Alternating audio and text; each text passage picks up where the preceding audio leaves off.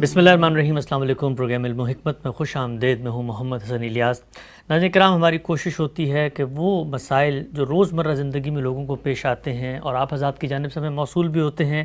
معاشرے کی وہ الجھنیں اور وہ اشکالات جو عام طور پر ہمیں مذہب، دین، فکر، تاریخ اس حوالے سے موصول ہوتی ہیں، وہ بھی غام صاحب کے سامنے رکھیں اور موضوعاتی ترتیب سے پروگرام کو روک کے متفرق سوالات کی نشستیں بھی کرتے رہا کریں۔ اسی سلسلے کی آج یہ نشست ہے، اس کو آگے بڑھاتے ہیں۔ اس میں سابق ہمارے سے تشریف فرما ہے جناب جاوید احمد غامدی صاحب۔ السلام علیکم غامدی صاحب۔ وعلیکم السلام۔ ہم سے بہت شکریہ آپ کے وقت کا۔ آج آپ کی خدمت میں جو پہلا سوال ہے،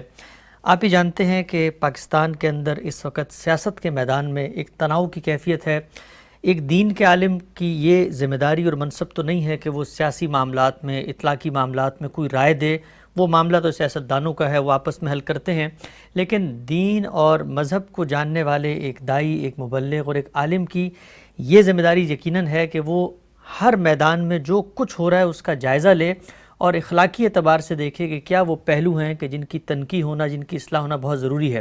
یہ بیان فرمائیے گا، پاکستان میں ہم ہمیشہ سے دیکھتے چلے آئے ہیں کہ جب بھی سیاست کے میدان میں سیاسی جماعتوں کے مابین کوئی تلخی ہوتی ہے، کوئی کنفلکٹ ہوتا ہے، تو اصل میں حارتی اخلاقیات ہے۔ ہم یہ دیکھتے ہیں کہ سیاستدان تو تقریر کر کے چلے جاتے ہیں، لیکن پوری قوم، پورے مجمع وہ ان بد اخلاقیوں کو لوگوں پہ الزامات لگانا، ان کے نام بگاڑنا، اسی طریقے سے ان کی نقلیں اتارنا، یہ چیزیں جو قومی سطح کی لیڈرشپ پوری دنیا کے اسٹیج پہ کر رہی ہوتی ہے، سماج پہ اس کے کیا اثرات ہوتے ہیں، سیاست پہ اس کے کیا اثرات ہوتے ہیں اور خود اخلاقی اقدار کیسے پامال ہوتی ہیں۔ سوال آپ کی خدمت میں یہ ہے کہ یہ جو کچھ اس وقت ہو رہا ہے ہماری سوسائٹی میں، کیا آپ کو لگتا ہے یہ خلاف دین ہے؟ اگر خلاف دین ہے تو اس میں کیا ذمہ داری ہے سیاستدانوں کی دینی لحاظ سے جو پیش نظر رکھنی چاہیے؟ ہمارا دین ہے کیا؟ اگر آپ جائزہ لیں تو اس میں جو سب سے بڑا باب ہے وہ تطہیر اخلاق کا باب ہے، یعنی ہمارے اخلاقی وجود کو پاکیزہ ہونا چاہیے۔ سیاستدان تو خیر بڑی چیز ہے، دانشور، علماء، وہ ریاست کی، سوسائٹی کی، معاشرے کی قیادت کرتے ہیں اپنے اپنے حالات کے لحاظ سے۔ ایک عام مسلمان سے بھی جس چیز کا تقاضا کیا گیا ہے وہ یہ ہے کہ وہ پاکیزگی کو اپنی زندگی کا ہدف بنائے، اور اس پاکیزگی میں کئی مرتبہ عرض کر چکا کہ بدن کی پاکیزگی بھی ہے، خور و نوش کی پاکیزگی بھی ہے، لیکن سب سے زیادہ اہمیت کس چیز کی ہے؟ وہ اخلاق کی پاکیزگی کی ہے۔ اور اخلاق کی پاکیزگی کے معاملے میں قرآن مجید نے صرف اصول ہی بیان نہیں کیے، بلکہ اگر آپ غور کریں تو سورہ بنی اسرائیل میں، سورہ نساء میں فضائل اور رذائل کی فہرست مرتب کی ہیں۔ یعنی اخلاق میں کیا چیزیں ہیں جو آدمی کو اپنے اندر پیدا کرنی چاہیے، جن کو فضائل سے تعبیر کیا جاتا ہے، اور کیا چیزیں ہیں کہ جن سے اپنے وجود کو، اپنے اخلاق کے تمام پہلوؤں کو پاک کرنا چاہیے، تو ان کو رذائل سے تعبیر کیا جاتا ہے۔ اسی طرح پھر اس سے آگے بڑھ کر یہ بتایا ہے کہ یہ جو انسان کا اخلاقی وجود ہے، اس میں جمال اور کمال کیسے پیدا ہوتا ہے۔ یعنی اس کا ہدف صرف یہی نہیں کہ آپ نے حد بندی کو متعین کر لیا اور یہ طے کر لیا کہ یہ چیزیں ہمیں ہر حال میں کرنی ہیں اور ان چیزوں سے ہر حال میں رکنا ہے، گویا یا تو فرائض بیان کر دیے اخلاقی لحاظ سے یا حرمتوں کو بیان کر دیا۔ یہ پہلا درجہ ہے۔ اس سے آگے بڑھ کر ہمارا دین ہمیں یہ بتاتا ہے کہ تمہیں اس میں اس جگہ پہنچنا ہے کہ جہاں اخلاق کا حسن تمہارے وجود سے نمایاں ہو، جہاں وہ خود تمہارے وجود کے اندر کمال تک پہنچے اور سوسائٹی پر بھی اس کے اثرات آخری درجے میں ہوں۔ پھر اس سے آگے بڑھ کر ہمیں یہ بتایا گیا ہے کہ اخلاق بھی اسی طریقے سے آدمی کے اندر ایک نہایت عمدہ ذوق پیدا کرتا ہے۔ یعنی ایک تو وہ جگہ تھی نا کہ جس میں آپ نے کسی چیز کو حرام حلال کے دائرے میں لے لیا، ایک عمدہ ذوق پیدا کرتا ہے، اور یہ ذوق دین کی ہدایت بھی پیدا کرتی ہے، یہ اچھی ثقافت بھی پیدا کرتی ہے، یہ اچھی سوسائٹی کی روایات بھی پیدا کرتی ہیں، یہ انسان کی عمومی تربیت بھی پیدا کرتی ہے۔ تو ہر شخص کو کوشش کرنی چاہیے کہ وہ اچھا ذوق اپنے اندر پیدا کرے، بات کا ذوق، تقریر کا ذوق، زبان کے لب و لہجے کو اختیار کرنے کا ذوق، تو ہر چیز میں آپ کمال یا جمال حاصل کرنے کی صحیح کرتے ہیں۔ پھر اگر آپ دیکھیں تو جس طرح دین میں بعض چیزیں اصول میں بیان کر دینے کے بعد پھر جزیات کو موضوع بنایا جاتا ہے، تو سورہ حجرات میں اللہ تعالیٰ نے ان جزیات کو موضوع بنایا ہے. اچھا. یعنی یہ بتایا ہے کہ مسلمانوں کے معاشرے میں کیا چیزیں ہیں جن کا آپ کو ہر حال میں لحاظ رکھنا ہے. تو کبھی بہت چھوٹی سی سورہ ہے، لوگوں سے کہیے کہ وہ اس کا مطالعہ کریں، قرآن مجید میں سورہ حجرات کو نکالیں. استاذ امام تو یہ کہتے ہیں کہ یہ سورہ ہے جس میں در حقیقت مسلمانوں کو رسول اللہ صلی اللہ علیہ وسلم کے بعد جو کچھ پیش آنے والا ہے اس کو موضوع بنایا گیا ہے. اچھا. یعنی اب تمہارا معاشرہ بن گیا، تمہاری سوسائٹی وجود پذیر ہو گئی، اس کے اندر اب کیا محاسن ہونے چاہیے، اس میں کن چیزوں کا خیال رکھنا ہے. تمہیں کوئی خبر ملتی ہے تو تمہارا رد عمل کیا ہونا چاہیے. تم نے کسی کے بارے میں کوئی بات کرنی ہے تو کیا بدگمانی کرو گے، کیا تحقیق کے بغیر بات کر دو گے. حسن ظن کے حدود کیا ہیں، اللہ تعالیٰ کو بدگمانی کتنی ناپسند ہے، اس کے نتائج کیا نکلتے ہیں. غیبت کیا چیز ہے، چغلی کیا چیز ہے. آپ کسی دوسرے کے بارے میں کوئی بات کرتے ہیں اور اس کی ٹو میں رہتے ہیں تو اس سے کیا نقصانات ہوتے ہیں. تو ایک پوری فہرست ہے جو بیان کر دی گئی ہے، اور اس میں یہ کہا گیا ہے کہ تم اپنے تعلق کے معاملے میں، یعنی انسانی تعلق کے معاملے میں تو حساس ہو. اس کے بعد جو ایمان کا رشتہ پیدا ہوا ہے اس میں انما المؤمنون اخوہ، تم سب بھائی بنا دیے گئے ہو. تو کوئی اپنے بھائی کے بارے میں غلط رویہ کیسے اختیار کر سکتا ہے. اور ہمارے دین نے جو بحیثیت مجموعی رویے کی تعلیم دی ہے اس کو عربی زبان کا ایک نہایت خوبصورت لفظ ادا کرتا ہے کہ الدین والنصیحہ، دین خیرخواہی کا نام ہے. تو میں اگر آپ کا خیرخواہ ہوں تو یہ کیسے ہو سکتا ہے کہ میں آپ کو رسوا کروں، یہ کیسے ہو سکتا ہے کہ میں آپ پر بے جا الزامات لگاؤں، یہ کیسے ہو سکتا ہے کہ میں آپ کو اتہامات کا ہدف بنا لوں. یہ ممکن ہی نہیں ہے کسی مسلمان کے لیے. تو میرے نزدیک تو یہ وہ چیزیں ہیں کہ جو سیاستدان اور دانشور اور علماء تو بہت بڑی چیز ہیں، عام مسلمان کو بھی ہر حال میں ملحوظ رکھنی چاہیے. یعنی ہماری زندگی میں، ہماری گفتگوؤں میں، ہماری معیشت میں، کاروبار میں، دفتروں میں، ہر جگہ سورہ حجرات کی یہ ہدایات ہمارے سامنے رہنی چاہیے. یہ آخری درجے کی بدقسمتی کی بات ہے کہ ہم کبھی تحقیق کی ضرورت محسوس نہیں کرتے. ہم سنی سنائی باتیں آگے پہنچا دیتے ہیں. ہم نے کسی چیز کے بارے میں ادنا درجے کا تأمل بھی نہیں کیا ہوتا لیکن بڑے سے بڑا الزام لگا دیتے ہیں. یہ آپ کو یاد ہوگا کہ میں نے مسلمانوں کی تاریخ پر گفتگو کرتے ہوئے ایک اصول کی جانب توجہ دلائی تھی. میں نے یہ عرض کیا تھا کہ عام واقعات کی روایات ہیں، آخر ہم تاریخی میں پڑھتے ہیں، بیان بھی کرتے ہیں، فلاں وقت پہ فلاں کی وفات ہوئی، فلاں پہ پیدائش ہوئی، یہ واقعات پیش آئے. اس میں آپ تساہل برت لیں کوئی فرق نہیں پڑتا. لیکن اگر کسی شخص پر کوئی اخلاقی الزام ہے اس میں اور وہ روایت بیان کی جا رہی ہے تو اب آپ کی ذمہ داری ہے کہ آپ اس کی آخری درجے میں تحقیق کریں. ٹھیک. یہ کوئی آسان سی بات نہیں ہے. تنقید کرنی ہے آپ کو کسی چیز پر تو تنقید تنقیس میں تبدیل ہو جائے، یہ تو آخری درجے کا گناہ ہے. یعنی کسی کا آپ زبان کے پہلو سے مذاق اڑائیں، کسی کی صورت شکل کے اوپر آپ تان کریں،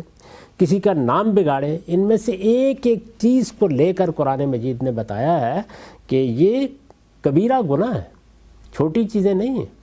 کسی کا نام بگاڑنا تک، ولا تنابزوا بالالقاب. تو اس لیے ہم میں سے ہر شخص کو، خواہ وہ عامی ہے، خواہ وہ عارف ہے، خواہ وہ بڑا ہے، خواہ وہ چھوٹا ہے، خواہ وہ شریف ہے، خواہ وہ وضیع ہے، اس کا خیال رکھنا چاہیے کہ مسلمان کی زندگی کا سب سے بڑا امتحان یہی ہے کہ باہمی تعلقات میں وہ اللہ تعالیٰ کے حدود کے اندر رہے اور کبھی اپنے اخلاقی وجود کو رسوا نہ کرے. اس کے بعد اگر کوئی آدمی رہنمائی کے منصب پر فائز ہے تو اس کی ذمہ داری تو 1000 گنا بڑھ گئی ہے. اس لیے کہ لوگ اس کو دیکھ کر سیکھتے ہیں، اس کی باتوں سے حظ اٹھاتے ہیں، اس کو اپنا آئیڈیل بناتے ہیں، اس کو اپنے لیے نمونے کے طور پر سامنے رکھتے ہیں. تو اس کی ذمہ داری تو بڑی غیر معمولی ہے. رسول اللہ صلی اللہ علیہ وسلم نے جب مختلف بادشاہوں کو خطوط لکھے تو اس میں یہ کہا ہے کہ تم لوگ جس گناہ کا ارتکاب کرو گے اس میں رعایا کی ذمہ داری بھی تم پر آ جائے گی. تو ایک لیڈر یا ایک رہنما جب لوگوں کو غلط تربیت دیتا ہے، ان کو غلط زبان سکھاتا ہے، جب اخلاقی حدود سے اوپر اٹھ کر باتیں کرتا ہے، جب وہ لوگوں پر الزامات لگاتا ہے اور تحقیق کے بغیر الزام لگاتا ہے، جب اس سے پوچھا جاتا ہے کہ اس کی تمہارے پاس کوئی دلیل یا کوئی ثبوت ہے تو اس کے پاس کچھ نہیں ہوتا، لیکن ایسے لگتا ہے کہ جیسے زبان کی غلاظت ہے جو آپ نے ہر جگہ باہر پھینک دی ہے۔ تو جو شخص بھی یہ کام کرتا ہے وہ نہ صرف یہ کہ خود ایک بڑے گناہ کا ارتکاب کرتا ہے، وہ لوگوں کو جو تربیت دے رہا ہے اس کی ذمہ داری بھی اس کے کندھوں پر آتی ہے۔ اچھا، گناہ پھیل گیا۔ جب کوئی عالم، جب کوئی دانشور، جب کوئی رہنما، جب کوئی سیاستدان اس طریقے سے پبلک میں آ کے ان گناہوں کا ارتکاب کرے گا، یعنی لوگوں کے نام بگاڑے گا، جب وہ ان پر غلط الزامات لگائے گا، جب وہ ان کا تمسخر اڑائے گا، جب وہ ان کے بارے میں غیبت کرے گا، یا لوگوں کے بارے میں ایسی باتیں لوگوں کے سامنے کہے گا کہ جن کی کوئی بنیاد نہیں ہوگی، یا ان کے بارے میں غلط پروپیگنڈا کرے گا، یا ان کی بات کو بگاڑے گا، اس کو صحیح جگہ پر رکھ کر بیان نہیں کرے گا، تو آپ جانتے ہیں کہ اس کا نتیجہ کیا نکلے گا؟ اس کا نتیجہ یہ نکلے گا کہ جن ہزاروں لوگوں پر اس کے اثرات ہوں گے اور جو کروڑوں لوگ اس کے نتیجے میں آرا قائم کریں گے اور وہ اپنے رویے اس کی روشنی میں مرتب کریں گے، ان سب کی ذمہ داری بھی اس رہنما کے اوپر آ جائے گی۔ تو اس میں تو خبردار کرنا چاہیے، یعنی یہ محض کوئی تنقید کی چیز نہیں ہے، یہ تو بڑی خیرخواہی کی چیز ہے کہ اس طرح کے رہنماؤں کو، لیڈروں کو، دانشوروں کو، علماء کو متنبہ کیا جائے۔ ہم تو مذہبی طبقے کا ماتم کرتے ہیں کہ وہ دین پڑھتے ہیں، دین پڑھاتے ہیں، اس کی کتابیں سناتے ہیں، سارا دن حدیثیں لوگوں کو سناتے ہیں، لیکن جس وقت وہ اپنے مخالفین کے بارے میں بات کرتے ہیں تو ان کو یہ احساس نہیں ہوتا کہ وہ کیا زبان بول رہے ہیں، کیا لب و لہجہ اختیار کر رہے ہیں، کیا اتہام باندھ رہے ہیں، کن چیزوں کی نسبت کر رہے ہیں۔ اس میں تو ایک ایک قدم آپ کو سوچ کر رکھنا ہوتا ہے۔ یہ بات ہمیشہ یاد رکھنی چاہیے کہ اگر آپ کسی کے محاسن بیان کر رہے ہیں، تعریف کر رہے ہیں کسی کی، اس میں کوئی مبالغہ ہو گیا، اس سے بھی اجتناب کرنا چاہیے، تو چلیے قابل معافی ہے۔ لیکن جب آپ تنقید کرنے اٹھے ہیں تو آپ کی اولین ذمہ داری یہ ہے کہ تنقید تنقیص نہ بن جائے، اور اگر تنقید کرنی ہے تو وہ آخری درجے کی تحقیق کے بعد ہو،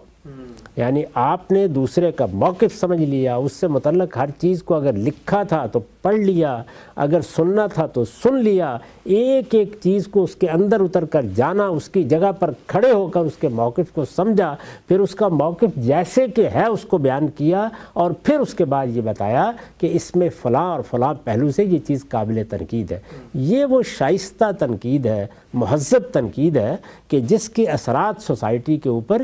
علم کی افزونی کی شکل میں ہوتے ہیں۔ یہ تنقید تو ہوا اور پانی کی طرح معاشرے کی ضرورت ہے۔ یہ تنقید علم کے معاملے میں بھی ہوگی، عمل کے معاملے میں بھی ہوگی، رہنماؤں پر بھی ہوگی، لیڈروں پر بھی ہوگی، لیکن اگر تنقید کو آپ تنقیص بنا دیں،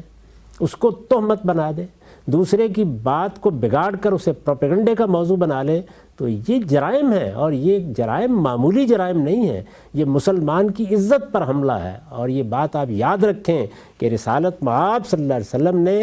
جو سب سے بڑی نصیحت اور آخری نصیحت ہمیں کی اور حجۃ الوداع کے موقع پر کی، وہ کیا تھی کہ مسلمان کی جان، مسلمان کا مال، مسلمان کی آبرو، اس کو حرمت حاصل ہے۔ تو جب آپ کسی کی عزت پر حملہ آور ہوتے ہیں تو آپ در حقیقت اس کی حرمت پامال کر رہے ہوتے ہیں۔ یہ معمولی درجے کی چیز نہیں ہے، یہ کبائر ہیں جن کا ارتکاب لوگ کرتے ہیں اور ان کو ادنا درجے میں احساس نہیں ہوتا کہ وہ یہ کیا کرنے کے لیے جا رہے ہیں۔ اسی پر یہ آپ کو یاد ہوگا کہ میں نے توجہ دلائی تھی، شاید زیادہ عرصہ نہیں ہوا، کہ ہم جب مذہبی دائرے میں بھی تنقید کرتے ہیں تو اس وقت بھی ہمارا لب و لہجہ کیا ہونا چاہیے، ہمیں کن چیزوں کو کس طرح بیان کرنا چاہیے۔ وہ بڑے لوگ، وہ مسلمان امت کے علماء جن کی بڑی خدمات ہیں، ہم جب ان پر تنقید کریں تو وہاں ہمیں کن چیزوں کا لحاظ رکھنا چاہیے۔ تنقید یہ تو ہوا اور پانی کی طرح میں نے عرض کیا کہ ضرورت ہے۔ تنقید کا مطلب یہ ہے کہ ہم اصل میں کسی چیز کے بارے میں غلط فہمی کو دور کر رہے ہیں۔ وہ غلط فہمی عملی نوعیت کی بھی ہو سکتی ہے اور وہ علمی نوعیت کی بھی ہو سکتی ہے۔ اگر ایک چیز غلط ہو گئی ہے اور وہ علم میں غلط ہے، اس کے بھی برے نتائج نکلیں گے، اگر وہ عمل میں غلط ہے اس کے بھی برے نتائج نکلیں گے۔ تو تنقید کیا کرتی ہے؟ وہ تنقید کا عمل کر کے بتاتی ہے کہ ہمیں اس غلطی سے نجات پانی ہے۔ علم کی غلطی ہے تو اس سے علم کو صاف کرنا ہے، اور عمل کی غلطی ہے تو اس کو دور کر کے عمل کو پاکیزہ بنانا ہے۔ یہی تو در حقیقت ہماری ساری زندگی ہے، یعنی علم اور عمل کو پاکیزہ تر بنانے کی جدوجہد یہ ہر جگہ مطلوب ہے۔ یہ دین میں مطلوب ہے، دین کے حوالے سے دنیا میں بھی مطلوب ہے۔ ہر علم میں آپ یہی کام کر رہے ہوتے ہیں، اور دنیا میں بھی ترقی کے راستے اسی سے کھلتے ہیں کہ تنقید کا مزاج پیدا کر لیا گیا ہے۔ لیکن تنقید کا مطلب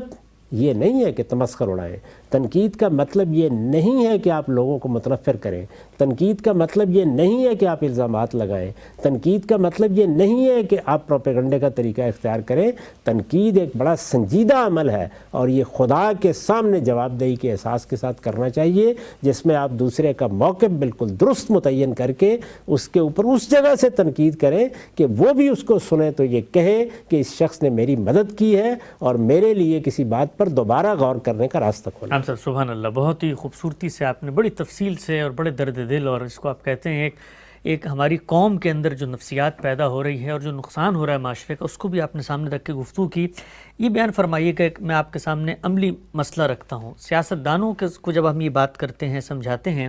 تو ان کی عملی مجبوری تو یہ ہے کہ جی حلقے میں جانا ہے، تقریر کرنی ہے، یہ ثابت کرنا ہے عوام پہ کہ میں بہتر ہوں، اگلا برا ہے، تبھی مجھے ووٹ دو اور منتخب کرو۔ تو اب سیاستدان جو ہیں وہ اگر اس طریقے سے فکری انداز میں اور ایشو بیسڈ اور جس کو کہتے ہیں حقائق پر مبنی تنقید کریں گے تو پھر سیاست کا بازار کیسے آگے گرم ہوگا، وہ کیسے آگے بڑھے گا؟ ہمارے ہاں تو الیکشنز ہیں، افراتفری ہے، جس کو آپ کہتے ہیں جوشیلی تقریریں ہیں، سیاستدان پھر کیسے وہ اپنی آرزو کو پورا کریں کہ جس سے وہ عوام کو بتائیں بھئی ہم بہتر ہیں، فلاں آدمی بہتر نہیں۔ یہ کہنے کی ضرورت کیوں پڑ گئی ہے کہ فلاں آدمی بہتر نہیں ہے؟ پہلے تو آپ یہ بتائیے کہ آپ کیا پروگرام لے کے آئے ہیں، آپ کا منشور کیا ہے؟ کیا آپ نے قومی مسائل کا تجزیہ کیا ہے؟ کیا آپ کو اندازہ ہے کہ اس وقت ہماری قوم کو جو سیاسی، سماجی، معاشی مسائل درپیش ہیں ان میں آپ کا کوئی کنٹریبیوشن ہے؟ اور اگر وہ ہے تو اس کو آپ حلقے میں جائیے، لوگوں کو ایجوکیٹ کیجئے۔ سیاست کیا لوگوں میں ہیجان برپا کرنے کے لیے ہوتی ہے؟ اس کا مقصد تو یہ ہونا چاہیے کہ لوگوں کو احساس دلایا جائے کہ ان کے سیاسی نصب العین کیا ہونے چاہیے، ان کو کن چیزوں کو موضوع بنا کر گفتگو کرنی چاہیے سیاست پر، ان کو زندگی کے مختلف معاملات میں کن چیزوں کی درستی کے لیے کیا راستے اپنانے چاہیے۔ سیاست کے جو بڑے بڑے موضوع ہیں وہ یہ تو نہیں ہے کہ آپ دوسرے کی تنقید کریں۔ ہاں البتہ یہ ہے کہ اگر دوسرے نے کوئی ایسا کام کیا ہے کہ جس کام میں آپ سمجھتے ہیں کہ قوم کا نقصان ہوا ہے یا ملک کو کوئی نقصان پہنچا ہے، تو پھر آپ دلائل کے ساتھ تنقید کر کے بتائیں، یعنی متعین کر کے بتائیں کہ یہ نقصان ہے۔ مثال کے طور پر ہمارے ملک میں یہ آپ جانتے ہیں کہ بندوق ملک پر قبضہ کرتی رہی ہے، اب کسی موقع پر یہ بتانے کی ضرورت ہوتی ہے کہ اس کے نقصانات کیا ہیں، تو یہاں پر بھی کسی فرد کو موضوع بنانے کی ضرورت نہیں ہے۔ آپ یہ بتائیے کہ دنیا کے اندر اگر آپ ایک اچھا نظام قائم کرنا چاہتے ہیں تو اس کے خد و خال کیا ہونے چاہیے، اور اگر بندوق کے زور پر حکومتیں قائم کی جائیں تو اس سے کیا نقصان ہوتا ہے۔ اسی طرح یہ یاد ہوگا آپ کو کہ میں نے بار یا توجہ دلائی ہے کہ سیاست میں کچھ چیزیں جن کو آدرش بننا چاہیے، نصب العین بننا چاہیے، جیسے یہ کہ ہمارے ہاں سچی جمہوریت ہو، یعنی نزاعت کا فیصلہ جمہوری اصولوں کے اوپر کیا جائے، لوگوں کو اپنی بات کہنے کی آزادی ہو، ان کے بنیادی حقوق کی حفاظت کی جائے، قوموں کے حق کے خود ارادی کے ہم محافظ بن کے دنیا میں رہیں، اور اسی طرح قانون کی حکمرانی قائم ہو۔ تو یہ چیزیں ہیں کہ جن کو سیاستدانوں کو جا کے لوگوں کو بتانا ہے۔ سب سے بڑھ کر لوگ انہی کی بات سنتے ہیں، کیا اس کو ہیجان کی صورت دے دی جائے گی؟ کیا لوگوں کے جذبات پر انگیختہ کر کے آپ اپنے لیے تائید اور حمایت حاصل کریں گے؟ یہ تو انتہائی منفی طریقہ ہوا، اور اس طریقے سے آپ اگر قوم کی تربیت کریں گے تو آپ قوم کے ساتھ دشمنی کریں گے، آپ نوجوانوں کا ذوق بگاڑ دیں گے، آپ ان کے سوچنے کے انداز کو برباد کر دیں گے۔ ہمیں تو اگر ہم لیڈر ہیں یا رہنما ہیں یا عالم ہیں یا دانشور ہیں تو ایک ایک شخص کی مثبت طور پر تربیت کرنی ہے۔ اور میں آپ سے عرض کرتا ہوں کہ کاش ہمارے ہاں اس طرح کے سیاستدان پیدا ہوں کہ جو نیچے جائیں، چھوٹی چھوٹی مجالس میں بیٹھیں، گاؤں اور دیہاتوں میں جائیں، محلوں میں جا کر بیٹھیں اور لوگوں کو اکٹھا کریں اور ان کی تربیت کریں، ان کے 24 گھنٹے اس میں صرف ہوں، اس لیے کہ سیاست کو جب انہوں نے اختیار کر لیا ہے تو یہ در حقیقت ہمہ وقتی کام ہے۔ تو جس طرح ایک عالم سے، ایک دانشور سے یہ توقع ہوتی ہے کہ وہ ہمہ وقت لوگوں کے لیے اصلاح کا فریضہ انجام دے، یا وہ دین کی تنقید کرے، یا علم کی تنقید کرے، یا کسی علم کو آگے بڑھانے کے لیے اقدامات کرے، بالکل اسی طرح سیاستدانوں کی یہ ذمہ داری ہے کہ وہ اگر اس میدان کا انتخاب کر کے نکلے ہیں تو متعین کر کے یہ چیز اپنے سامنے رکھیں کہ ہمارا منشور کیا ہے۔ یہاں تو حال یہ ہے کہ مجھے بعض اوقات یہ تجربہ ہوا کہ پارٹیوں کے لیڈروں کو یہ معلوم نہیں کہ ان کے منشور میں کیا لکھا ہوا ہے۔ عجیب، اچھا، یعنی وہ منشور مرتب ہو کے شائع ہو جاتے ہیں ان کی کوئی 2 کاپیاں آپ الیکشن کمیشن کو بھیج دیتے ہیں، خود بھی کبھی پڑھنا گوارا نہیں کرتے۔ تو آپ دیکھیں کہ آپ نے کن چیزوں کے وعدے کیے ہیں، بار بار اس کے لیے مجالس منعقد کر کے ان چیزوں کی تنقید کریں، پھر لوگوں کے ذہنوں میں اس کو اتاریں کہ میرے سامنے یہ چیز ہے، میں اس کو ایسے حاصل کروں گا۔ تو یہ ایجوکیشن ہے جو سیاست کرتی ہے، یا سیاست اس طرح سے ہیجان پیدا کر کے لوگوں کے دل و دماغ کو معطل کر کے اپنے لیے تائید حاصل کرتی ہے۔ یہ تو میرے نزدیک لوگوں کے قتل سے بھی بڑا جرم ہے، اس کا ارتکاب نہیں کرنا چاہیے۔ آپ سے بڑی اہم بات آپ نے فرمائی، آگے بڑھاتے ہیں سلسلے کو۔ اچھا، ایک چیز اور بیان فرمائیے گا، ہم قرآن مجید کا مطالعہ کرتے ہیں تو اللہ تعالیٰ جا بجا جو وہ اقوام ہیں جو پہلے انبیاء پر ایمان رکھتی تھی، ایک نقطہ بیان کرتے ہیں کہ بھائی آپ نے اللہ کو جو حیثیت دینی ہے وہ حیثیت اور کسی کو نہیں دینی، جو اللہ کے پیغمبر کی حیثیت ہے وہ حیثیت اب اور کسی کی نہیں ہو سکتی، اور فرمایا کہ اتخذوا احبارهم ورهبانهم اربابا من دون اللہ۔ ہم سب یہ بتائیے گا کہ آپ یقین جانیے جب ہم سیاست کے یہ ٹاک شوز وغیرہ دیکھتے ہیں، بالکل واضح اخلاقی انحطاط ایک کارکن کے سامنے، ایک منتخب رکن کے سامنے رکھا جاتا ہے اپنے سیاسی لیڈر کا،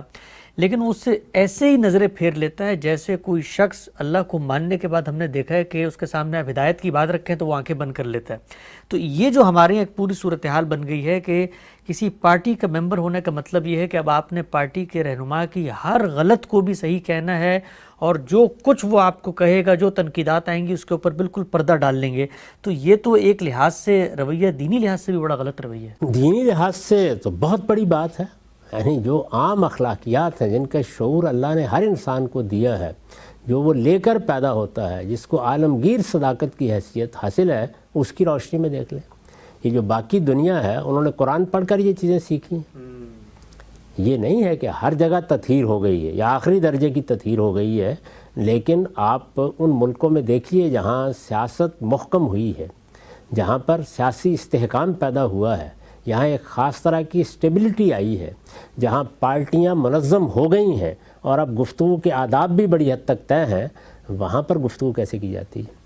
وہاں پر تنقید کیسے کی جاتی ہے، وہاں دوسرے لوگوں کو توجہ کیسے دلائی جاتی ہے۔ وہاں اگر آپ میڈیا پر بیٹھے ہوئے ہیں اور وہاں گفتگو کر رہے ہیں تو آپ کسی کی مدافعت کیسے کرتے ہیں اور آپ کسی پہ تنقید کس طریقے سے کرتے ہیں۔ تو ہمارے ہاں یہ بات جو لوگوں نے طے کر لی ہے کہ جب آپ کسی پارٹی میں شامل ہو گئے یا کسی لیڈر کی آپ نے بیعت کر لی ہے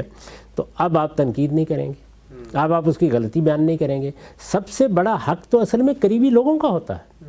یعنی اگر آپ کے شاگرد ہیں اور آپ استاد ہیں اور وہ آپ کے رویے کی غلطی، آپ کے علم کی غلطی کی طرف آپ کو متنبہ نہیں کرتے اور آپ کو یہ بتاتے نہیں، وہ آپ کے پاس بیٹھے ہوئے ہیں اور آپ نے کسی شخص پر تہمت لگا دی، آپ نے کسی کے خلاف پروپیگنڈا کر دیا، آپ نے علم کے بنیادی اصولوں کی خلاف ورزی کر ڈالی اور وہ واہ واہ کر رہے ہیں، تو وہ آپ کے دشمن ہیں۔ یعنی سچا شاگرد بھی وہی ہوتا ہے جو اپنے استاد کو بھی توجہ دلائے، حالانکہ استاد اور شاگرد سے تو بڑا تعلق کوئی زمین پر پیدا ہی نہیں ہوا آج تک، کیونکہ یہ وہ تعلق ہے جو پیغمبروں نے اپنے لیے کہا ہے کہ ہم معلم بنا کے بھیجے گئے ہیں، بعثت معلمہ، رسالت میں آپ صلی اللہ علیہ وسلم نے فرمایا۔ اتنے بڑے منصب پر ہوتا ہے استاد، اس کے باوجود ذمہ داری کیا ہے کہ ہم غلطی بتائیں گے، ہم کوتاہی کی طرف متوجہ کریں گے، ہم ادب کے ساتھ کہیں گے کہ یہاں علم میں آپ غلطی کر رہے ہیں، یہاں عمل میں آپ غلطی کر رہے ہیں۔ تو یہ تو بڑے مرتبے کی جو لیڈرشپ ہے، معلم بھی ایک رہنما ہوتا ہے، یہ وہاں کے آداب ہیں۔ اس سے نیچے آپ کسی پارٹی میں شامل ہیں، کسی لیڈر کے ساتھ کام کر رہے ہیں، آپ کو اندر بھی شائستگی سے اپنی بات بیان کرنی چاہیے، اور اگر آپ سے مجلس میں بھی پوچھا جاتا ہے کہ فلاں رائے کے بارے میں، فلاں اقدام کے بارے میں آپ کیا کہتے ہیں، تو ٹھیک ہے آپ اس پارٹی کا حصہ ہیں، لیکن یہ تو کم سے کم نہیں کرنا چاہیے آپ کو کہ آپ غلط چیز کا دفاع کریں۔ آپ یہ کہہ دیں، شائستگی سے کہہ دیں کہ میں اس رویے سے یا اس طرز عمل سے اختلاف رکھتا ہوں، لیکن میں اپنا اختلاف الگ سے بیان کروں گا، اپنی پارٹی کے اندر اپنی پارٹی کے اندر بیان کروں گا۔ کم سے کم یہ تقاضا ہے جو آپ کو ہر وقت پورا کرنا چاہیے۔ آپ مدافعت کے لیے نکل کھڑے ہوں، آپ غلط بات کرنے کے لیے نکل کھڑے ہوں، آپ غلط مشورے دینے لگ جائیں، آپ اور ہیجان پیدا کرنا شروع کر دیں۔ میں نے بارہا پاکستان کی سیاست میں دیکھا ہے کہ جب کوئی نازک صورتحال پیدا ہوتی ہے تو آپ کے اپنے لوگ، آپ کے گرد و پیش کے لوگ اصل میں آپ کو برباد کر دینے کے لیے رویے اختیار کرتے ہیں۔ یعنی اس موقع کے اوپر غلط چیزوں کا ہاتھ پکڑنا چاہیے، غلط اقدامات کو روکنے کی صحیح کرنی چاہیے، اپنے لیڈروں کو قانون کا احترام سکھانا چاہیے۔ وہ اگر کسی ہیجانی کیفیت میں اس سے تجاوز کر رہے ہیں تو انہیں بتانا چاہیے کہ آپ کو یہ کام نہیں کرنا ہے۔ لوگوں کو، امن و امان کو، جان و مال کو کوئی خطرہ لاحق ہو رہا ہو آپ کے اقدام سے تو اللہ کی پناہ مانگنی چاہیے کہ یہ کام ہم سے نہیں ہونا۔ کیا ہم اس بات کو نہیں جانتے کہ ہمارے دین نے اور عام اخلاقیات نے انسانی جان کو کیا اہمیت دے رکھی ہوئی ہے، انسان کے بنیادی حقوق کو کیا اہمیت دے رکھی ہوئی ہے؟ تو اگر آپ سیاست میں ہیں تو آپ رہنمائی کے مقام پر ہیں، رہنمائی کے مقام پر آپ جس اعتبار سے بھی کھڑے ہوں گے آپ کی ذمہ داری 1000 گنا بڑھ جاتی ہے۔ تو اس لیے یہ لازم ہے کہ آپ ہر مرحلے کے اوپر، خواہ آپ مدافعت کر رہے ہیں، خواہ آپ کسی موقع پر اپنا موقف پیش کر رہے ہیں، خواہ دوسروں کے موقف پر تنقید کر رہے ہیں، اس چیز کو سامنے رکھیے جو ہمارے ہاں اللہ تعالیٰ نے قرآن مجید میں اس زور کے ساتھ بیان کی ہے کہ میں اگر یہ کہوں تو غلط نہیں ہوگا کہ اس سے زیادہ زور کے ساتھ کوئی بات بیان نہیں ہوئی، اور وہ یہ کہ لوگوں اللہ کے لیے گواہی دیتے ہوئے سچائی اور انصاف پر قائم ہو جاؤ، اگرچہ تمہیں یہ انصاف کی گواہی اپنے والدین کے خلاف دینی پڑے یا اپنے اعزاء اقربا کے خلاف دینی پڑے، اپنے مفادات کے خلاف دینی پڑے۔ اور دوسری جگہ کہا انہی الفاظ میں، یعنی کونوا قوامین للہ شہداء بالقسط، ایک ہی بات ہے، ذرا الفاظ کے الٹ پھیر کے ساتھ اس کو دہرایا ہے، اور یہ کہا ہے کہ یاد رکھو کہ لا یجرمنکم شنآن قوم علی الا تعدلوا اعدلوا هو اقرب للتقوی، یاد رکھو کسی کی دشمنی بھی تمہیں اس پر آمادہ نہ کرے کہ تم انصاف کے خلاف کوئی بات کرو، انصاف کی بات کرو، یہی تقوی کے قریب تر ہے، اور اسی کا صلہ دنیا کی سرفرازی ہے، اسی کا صلہ جنت کا انتخاب۔ نعم صاحب، بہت ہی اہم نقطہ آپ نے بیان کیا۔ آگے بڑھاتے ہیں اس سلسلے کو۔ یہ بیان فرمائیے گا کہ استدلال عام طور پہ جو سیاسی کارکنان ہیں، سیاست سے وابستہ لوگ ہیں، اپنے لیڈروں کے دفاع میں یہ پیش کرتے ہیں کہ جی ان کی ذاتی زندگی، ان کے قول قرار، ان کے معاملات، وہ سب کچھ ان کی پرائیویٹ لائف ہے، ہم کسی کی ذاتی زندگی میں دخل نہیں دیتے، ہمارا تعلق تو اس سے ایک نظریاتی تعلق ہے، اس نے کوئی منشور دیا، کوئی نعرہ دیا، کوئی دستور دیا تو ہم تو اس کے ساتھ کھڑے ہوئے ہیں، اخلاقی معاملے میں اگر اس کا انعطاف ہے تو وہ اس کا معاملہ ہے، اللہ کا معاملہ ہے، وہ جانے، ہم اس معاملے میں کوئی نہ صرف ایک اسٹینڈ نہیں لیں گے بلکہ جب ہم سے کوئی مطالبہ کرے گا تو ہم اس کو یہ کہیں گے کہ بھائی لیڈروں کی پرائیویٹ لائف ہے، ہم اس میں نہیں پڑھتے۔ سوال میرا آپ سے یہ ہے کہ کیا ایسا ہوتا ہے کہ کوئی شخص کسی ذمہ داری کے منصب پر فائز ہو اور خود اپنے آپ کو پیش کرے تو پھر اس کے بعد کیا اس کی کوئی پرائیویٹ لائف بھی ہوتی ہے یا اس پر بات ہو سکتی ہے؟ ہر چیز پر بات ہوگی، یہ چیز معاملہ تو عام لوگوں کے لیے، عام لوگوں کے معاملے میں یہی ہمیں بتایا گیا ہے کہ ہم ان کی غلطیوں اور کوتاہیوں پر پردہ ڈالیں گے، لیکن جب کوئی شخص اپنے آپ کو رہنمائی کے لیے پیش کر دیتا ہے تو پھر ظاہر ہے کہ وہ ہدف تنقید بنے گا۔ یہ آپ جانتے ہیں کہ کچھ لوگوں نے صرف ایک کام کیا صدر اول میں، جس کو آپ قرن اول کہتے ہیں، یا اس سے متصل بات کے زمانے میں ایک کام کیا، رسول اللہ کی نسبت سے کچھ باتیں بیان کرنی شروع کر دیں۔ اب یہ دیکھیے کہ یہ نہیں کہ وہ لیڈر کے مقام پر ہیں، اللہ کے آخری پیغمبر کی طرف نسبت دے کے ایک بات بیان کر رہے ہیں۔ لوگ قصے سناتے ہی رہتے ہیں، کہانیاں بیان کرتے ہی رہتے ہیں، داستان گوئی بھی کرتے رہتے ہیں، لیکن چونکہ اللہ کے پیغمبر کی طرف بات کی نسبت کا مطلب یہ ہے کہ جو دین کا آخری مرجع اور ماخذ ہے اس کی طرف غلط بات منسوب کر دی جائے۔ تو ہمارے محدثین نے کیا کیا؟ اس نے ان کی ایک ایک زندگی کے پہلو کو ادھیڑ ڈالا،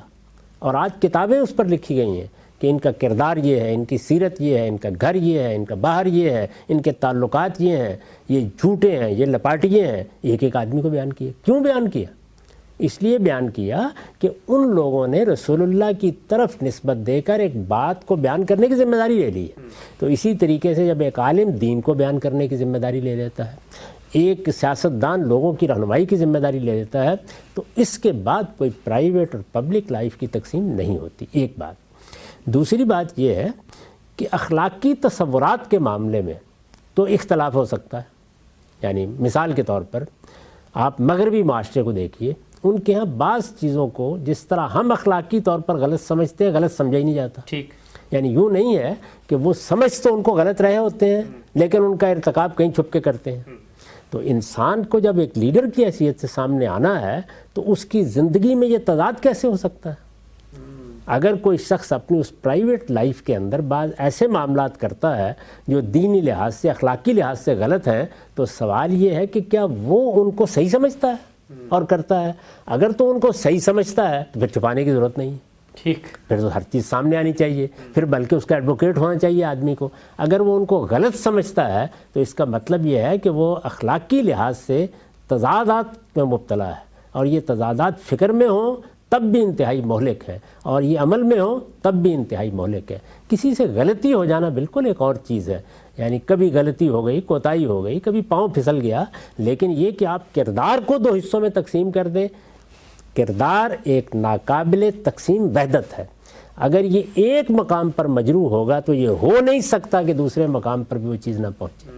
چنانچہ آپ دیکھیے کہ قیام پاکستان سے پہلے جو آپ کی لیڈرشپ سامنے آئی, بلکہ قیام پاکستان کے بعد بھی ان لوگوں کا ذاتی کردار کیا تھا, ان کی سیرت کیا تھی, ان کے معاملات کیا تھے. اس لیے یہ جو تقسیم لوگوں نے کی ہے یہ میرے نزدیک انتہائی غلط تقسیم ہے. اور اس کے لیے مثال کیا دی جاتی ہے کہ یہ دیکھیے مغربی ملکوں میں تو لیڈر حضرات یہ کرتے ہی ہیں.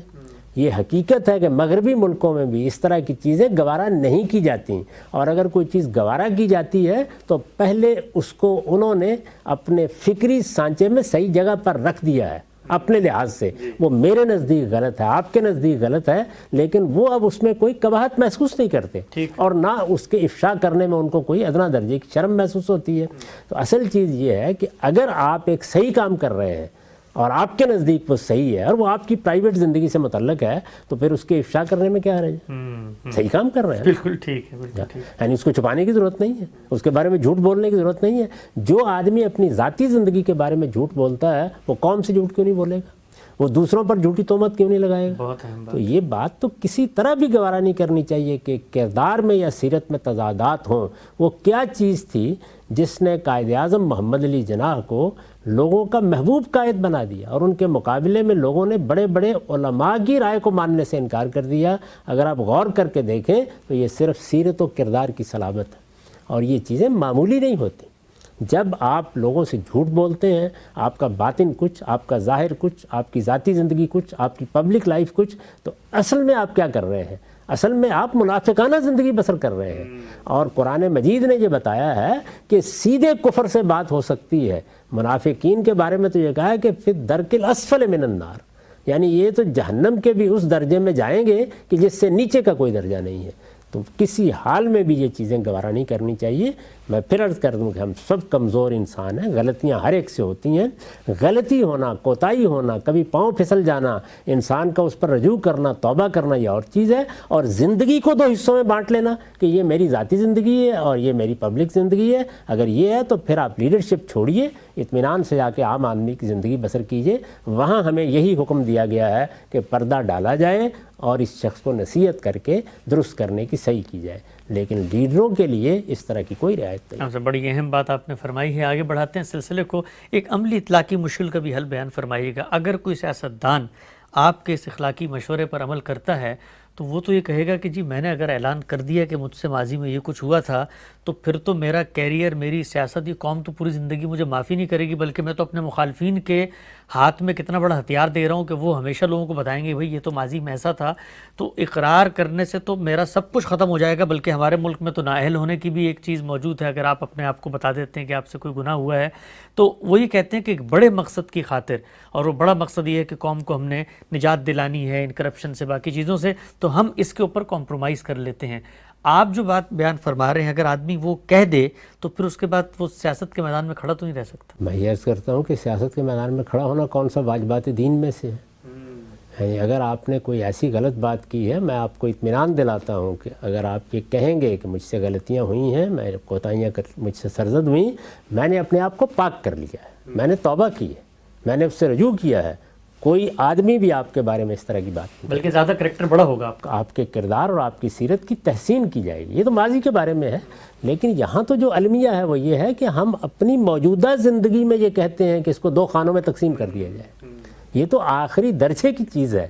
چلیے کسی نے اپنے ماضی کو اگر چھپا کے بھی رکھا ہوا ہے تو کوئی بات نہیں, ہم معاف کر دیں گے, لیکن میں آپ سے عرض کرتا ہوں کہ آپ کی سیرت اور کردار کو جس وقت آپ زندگی بسر کر رہے ہوتے ہیں دو خانوں میں تقسیم نہیں کیا جا سکتا. وہ ہر حال میں لوگوں کے سامنے آنے چاہیے, اور آپ کو ایسی زندگی بسر کرنی چاہیے کہ اگر آپ یہ محسوس کرتے ہیں کہ آپ اپنی حفاظت نہیں کر سکتے, یعنی ظاہر ہے کہ میں نے عرض کر دیا کہ غلطیوں کوتاہیوں کی بات نہیں ہے، وہ چھوٹی موٹی چیزیں ہر شخص سے ہوتی ہیں، لیکن یہ کہ آپ نے اپنی سیرت اور کردار کے اندر ایک پردہ ڈالا ہوا ہے اور دو خانوں میں تقسیم کر کے زندگی بسر کر رہے ہیں، تو پھر آپ کو توبہ و استغفار بھی کرنی چاہیے اور قیادت کا منصب چھوڑ کر اطمینان سے کسی خانقاہ میں جا کے اپنی اصلاح کرانی چاہیے۔ قوم کی قیادت کرنے کے لیے آنا ہے تو یہ دیکھیے جائزہ لے کے کہ آپ جس معاملے میں قیادت کر رہے ہیں اس کا کتنا علم رکھتے ہیں، اس کی کتنی اہلیت رکھتے ہیں، اس کے لیے بھی اپنا احتساب کرنا چاہیے۔ یعنی یہ حقیقت ہے کہ ہمارے اندر یہ جذبہ پیدا ہو جاتا ہے کہ ہمیں لوگوں کی رہنمائی فرمانی ہے،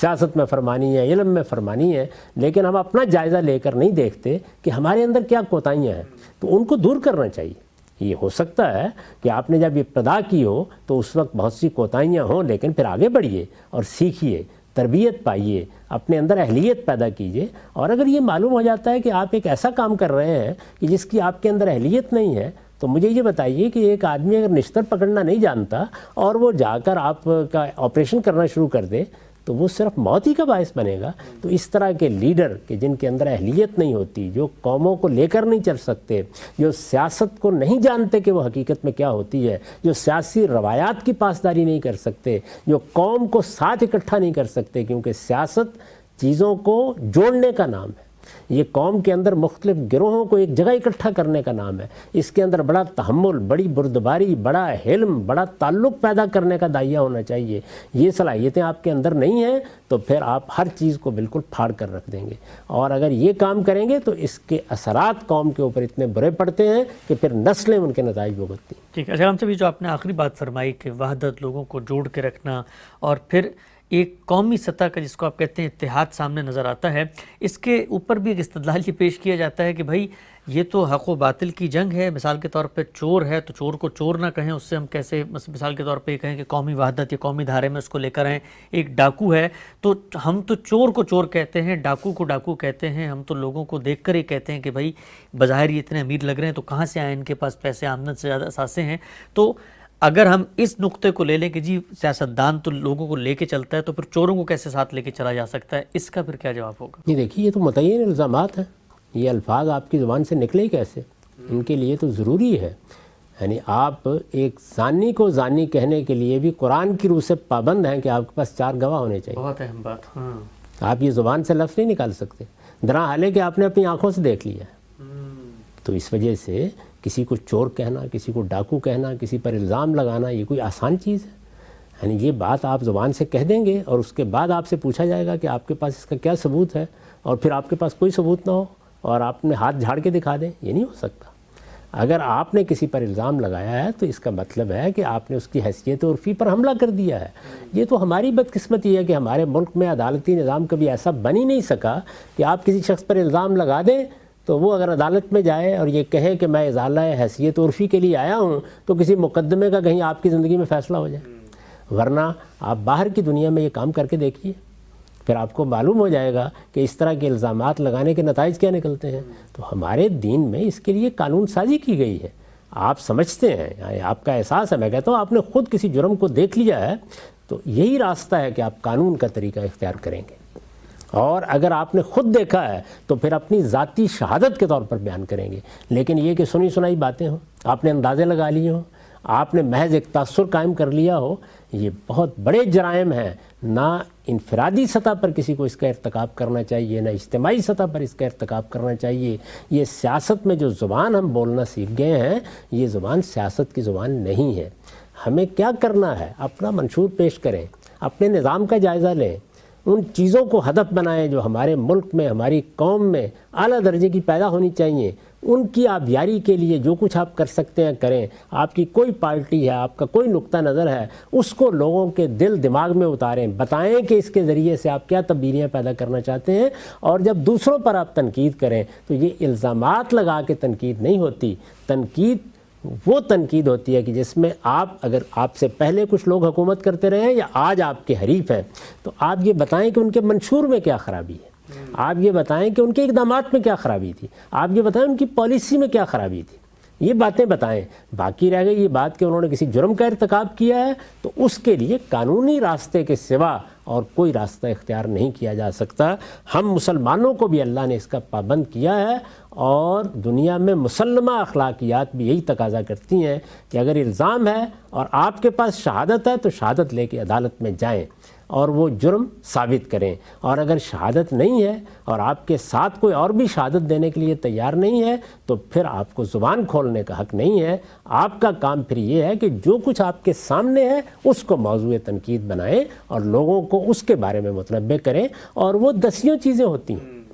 یعنی علم میں بھی آپ دیکھیے کہ بہت سے لوگ نیت پر حملہ آور ہو جائیں گے، یہ کہیں گے کہ فلاں آدمی تو فلاں رائے اصل میں اس بنیاد پر قائم کی ہے کہ فلاں کو خوش کرنا چاہتا ہے۔ بھائی اس نے کوئی رائے قائم کی ہے تو اس کی کوئی دلیل دی گئی ہو، اس کا کوئی نتیجہ نکلا ہوگا، تو آپ اس پہ تنقید کر کے بتائیں کہ اس میں غلطی کیا ہو گئی ہے۔ تھوڑی دیر کے لیے مان لیں کہ وہ انتہائی بدنیت ہے، لیکن جو بات کہہ رہا ہے اگر وہ علم کی بات ہے تو علمی لحاظ سے اس میں کیا خامی ہے، کیا خرابی ہے۔ اسی طرح کا معاملہ سیاست کا ہے کہ سیاست میں اگر کسی شخص نے کوئی غلط کام کیا ہے تو غلط کام ایک وہ ہے جو تحقیق طلب ہے،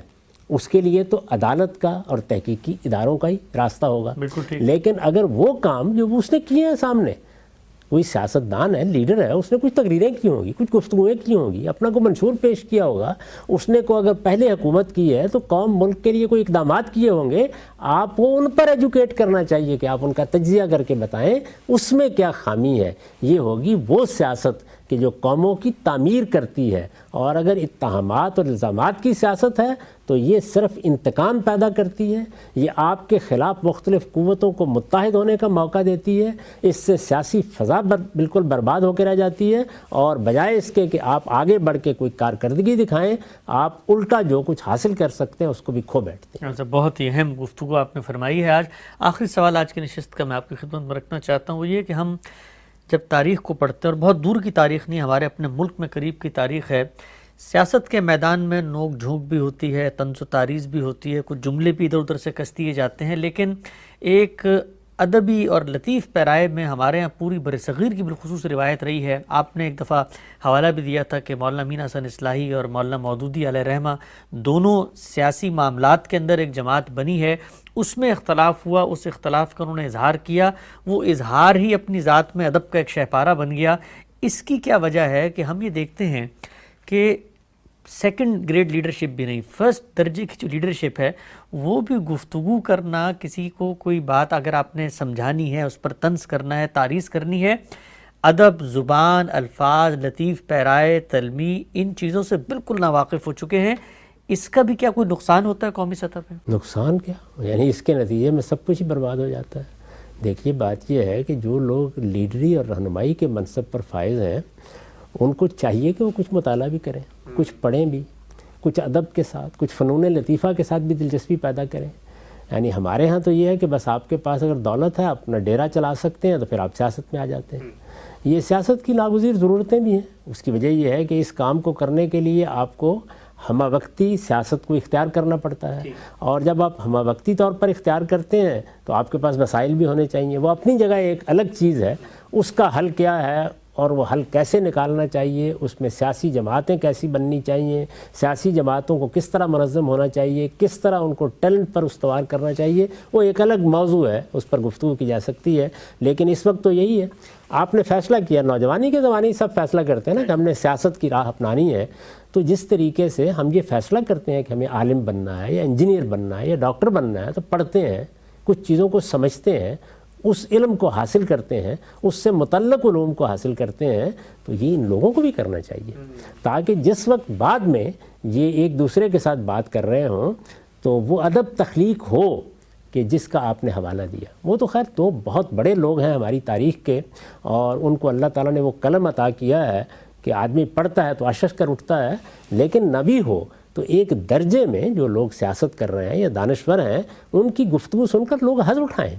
اس میں تعریض بھی ہوتی ہے، کوئی طنز کا جملہ بھی ہوتا ہے، کسی موقع کے اوپر آپ کوئی مذاق کی بات بھی کر دیتے ہیں، لیکن اس کی سطح کیا ہونی چاہیے، کس جگہ کھڑے ہو کے بات کریں وہ، اور جب وہ بات آپ کریں تو آپ کے مخاطب کو بھی یہ موقع ملے کہ اس سے حظ اٹھائے، وہ یہ محسوس کرے کہ یہ ایک لطیف بات ہے جو کہی گئی ہے، تو تو طنز تاریخ کے بھی آداب ہیں، اسالیب ہیں، جو ظاہر ہے کہ ادب کے مطالعے سے آتے ہیں، اور فنون لطیفہ کے ساتھ دلچسپی ہو تو آدمی اپنے اندر وہ لطافت پیدا کرتا ہے جس کے بعد اس کی زبان سے لال و گوہر بکھرتے ہیں. ورنہ تو آپ کے پاس جھاڑ کے کانٹے ہوتے ہیں یا ہاتھ میں جھاڑو ہوتا ہے، اور وہ بھی غلاظت سے بھرا ہوا، اور آپ جہاں چاہتے ہیں دوسرے آدمی کے دامن کو تار تار کر دیتے ہیں. آپ سب بہت ہی اہم گفتگو آج آپ سے ہوئی ہے. ہمارے پروگرام کا وقت یہاں پہ ختم ہوتا ہے. ناظرین، پاکستان کے اندر اس وقت جو ایک موجودہ سیاسی صورتحال اور ایک کشمکش ہے، اور یہ ہمارے ملک کے لیے نئی بھی نہیں ہے. آئے روز ہم دیکھتے ہیں ہر کچھ سالوں بعد ایسی صورتحال پیدا ہو جاتی ہے. اس میں کیا وہ نقصان ہے جو قومی شعور کی سطح پر ہمارے نوجوانوں کو، ہماری نسلوں کو ہوتا ہے؟ بظاہر شاید وہ چیزیں محسوس نہیں ہو رہی ہوتی. دین کے ایک عالم سے، ایک داعی سے ہم نے سمجھنے کی کوشش کی کہ وہ کیا چیزیں ہیں جن کو پیش نظر رکھ کے مسلمان سیاستدانوں کو سیاست کے میدان میں کوئی کام کرنا چاہیے. انشاءاللہ موضوعات کے سلسلے کو آگے بڑھائیں گے. وقت یہاں پہ ختم ہوتا ہے. اجازت دیجیے. اللہ